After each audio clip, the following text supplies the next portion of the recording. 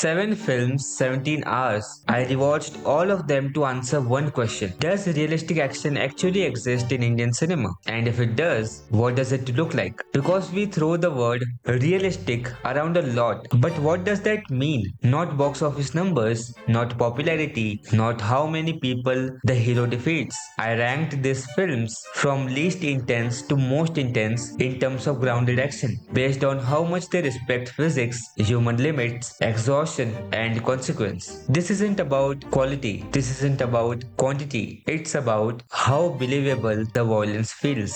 So let's break down what each of these films gets right and why realistic action isn't as impossible in Indian cinema as we think. I am Shivang and this is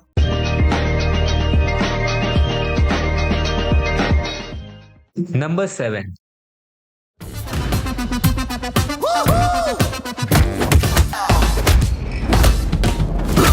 Director Vasant Bala and his action team, Eric Jacobus, Dennis Ruel, and martial artist Pratik Parmar built this film on one simple rule: make the action as close to reality as possible, but in a fun way. I love this film's humor, especially how it visualizes the idea of a protagonist who literally cannot feel pain. Think about it. How do you even show that? The film does it brilliantly. He blocks flying thumbtacks with his bare hands. Someone attacks him from behind and he doesn't even register it.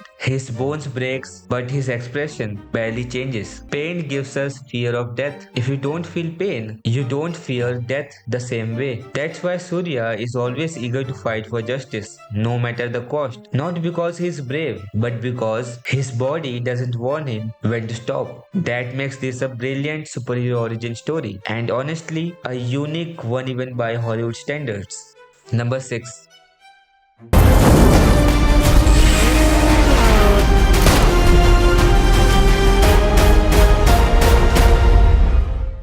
This is Indian cinema's most honest superhero origin story, and it bombed spectacularly because director Vikramaditya Motwane understood something we weren't ready to accept. Real vigilantes don't win clean fights. Bhavesh Joshi isn't Batman, he isn't Daredevil. He's a middle class man in Mumbai with basic martial arts training, trying to fight criminals who will actually kill him. Action director Vikram Dhaiya faced a clear challenge here. How do you choreograph fights for a hero who barely know what he's doing? You show him getting destroyed and then learning and then adapting. Early fights, he's helpless. Mid-film, he's learning control. Final act, he's competent, not invincible. This movie deserved the kind of budget and treatment Netflix gave Daredevil or the Batman. But grounded Indian superhero films are still underexplored and their potential is massive.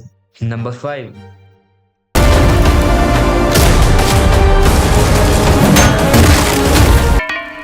என்ன செத்துருவோன்னு பயமா இருக்குதா? சாவறதா இருந்தாலும் சண்டை போட்டு சாகணும் sir.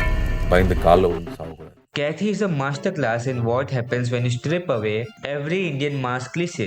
No songs, no romance, no hero introduction montage, just action, breathing on its own. The film unfolds over a single night. An ex-prisoner helping poisoned cops reach a hospital while criminals hunt them. Die Hard meets Virumandi. Simple premise, brutal execution. Action choreographers Unbelieve understood Lokesh Kanagaraj's vision perfectly. These aren't trained fighters. They are desperate men in life or death situations. Watch the pre-climax lorry sequence. No wire work, no CGI, just practical stunts where one mistake could be fatal. This is what philosopher Georges Patel meant when he talked about violence creating intimacy with morality. Every punch in Kathy carries weight because it could be the last one. Lokesh's camera doesn't flinch, it doesn't cut away, it witnesses. And even when the action escalates, it stays grounded. Shiva uses the environment, he uses surprise, he uses physics. He doesn't defy reality, he weaponizes it. Number 4.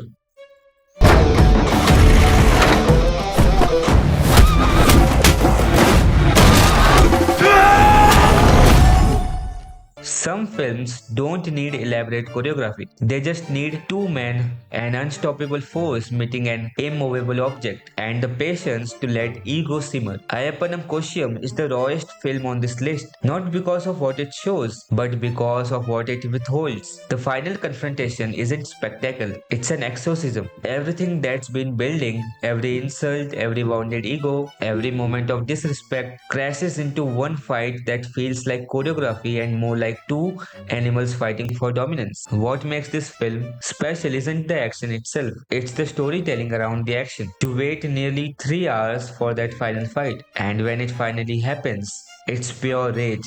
Number 3.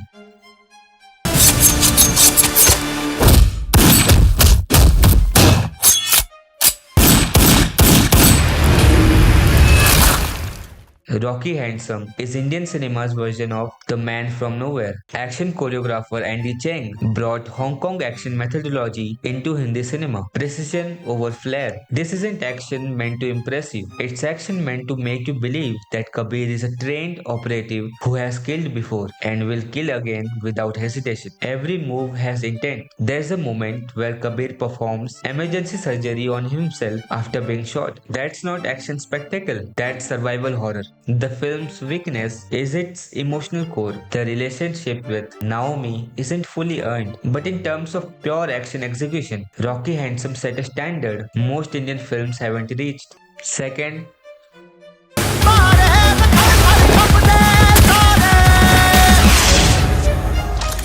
उन्हें कश्मीर चाहिए और हमें उनका sir. war films are easy to ruin. Too much spectacle, they become propaganda. Too much realism, they become boring. Uri walked that razor's edge and didn't fall. Director Aditya Dhar and action director Stephen Richer focused on one idea: make a covert operation feel covert.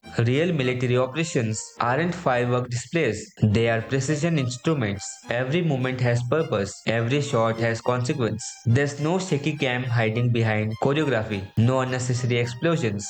Just trained soldiers executing a mission with discipline. Uri understood something crucial. Respect for subject matter demands respect for physics. When Major Vihan fights, it looks like military training, not hero fantasy. Uri doesn't just look real, it feels real. The weight of responsibility, the cost of violence, the price of duty. Number 1.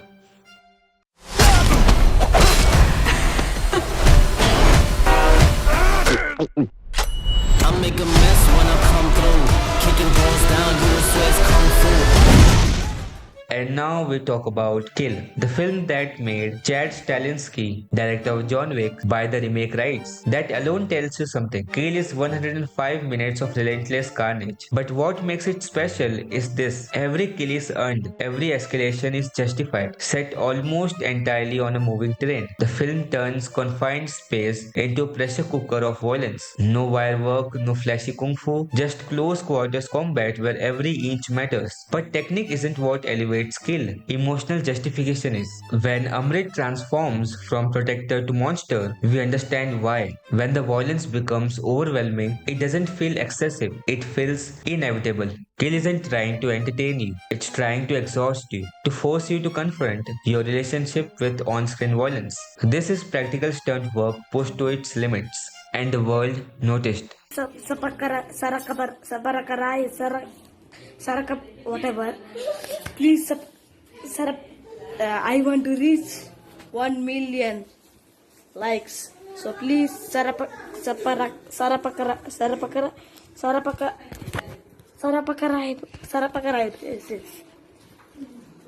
Okay, thank you.